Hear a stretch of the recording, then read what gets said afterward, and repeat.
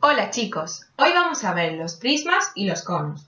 Un prisma es un poliedro irregular que tiene dos caras iguales y paralelas llamadas bases. Según la forma de estas bases se le da nombre al prisma. Por ejemplo, el prisma triangular se llama así porque su base es un triángulo.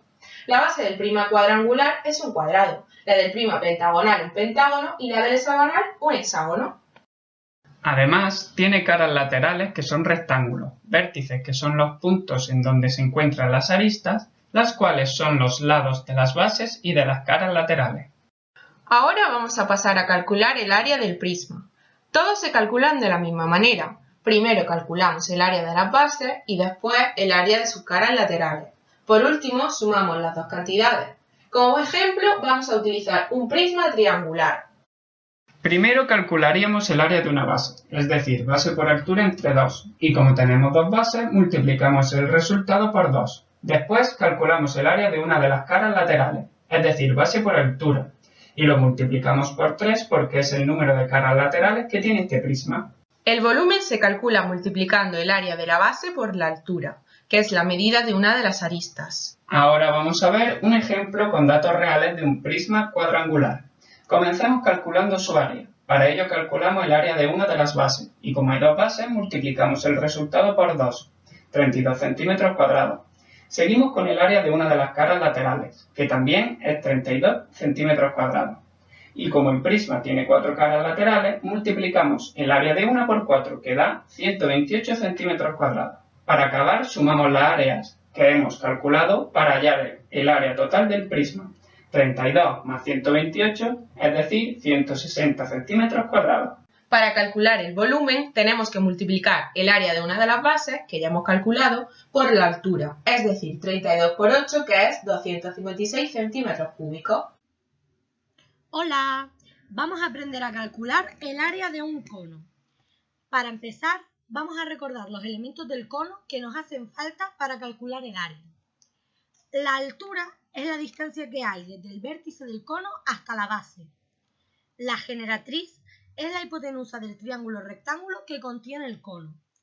El eje es el cateto fijo alrededor del cual gira el triángulo. Y la base es el círculo que forma el otro cateto. En el cono podemos calcular el área lateral y el área total.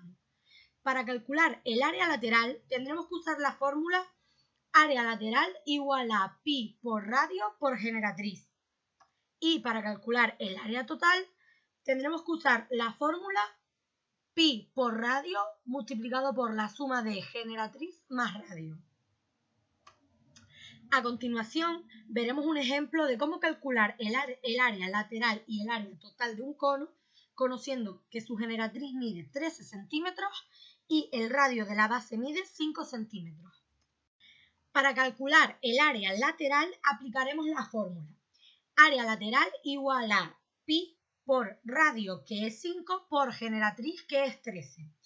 Área lateral es igual a 204,20 centímetros cuadrados. Para calcular el área total aplicaremos la fórmula. Área total es igual a pi por 5 por la suma de 13 más 5, que son la generatriz y el radio. Área total es igual a pi por 5 por 18. Área total es igual a 282,74 centímetros cuadrados. Hola, hoy vamos a calcular el volumen de un cono. Repasaremos, estableceremos cuál es la fórmula y veremos un ejemplo. Repaso. Hemos de saber que el volumen es el espacio que ocupa un cuerpo y que un cono tiene tres partes fundamentales para calcular su volumen, como es la altura, el radio y el área de la base. Veamos un ejemplo con el cilindro. El volumen del cilindro es área de la base por altura. Si conocemos que tres conos son un cilindro, entonces la fórmula del cono será área de la base por altura partido entre 3. Primer paso, calcular el área de la base, pi por radio al cuadrado. Segundo punto, colocaremos los complementos dentro de la fórmula. Veamos un ejemplo.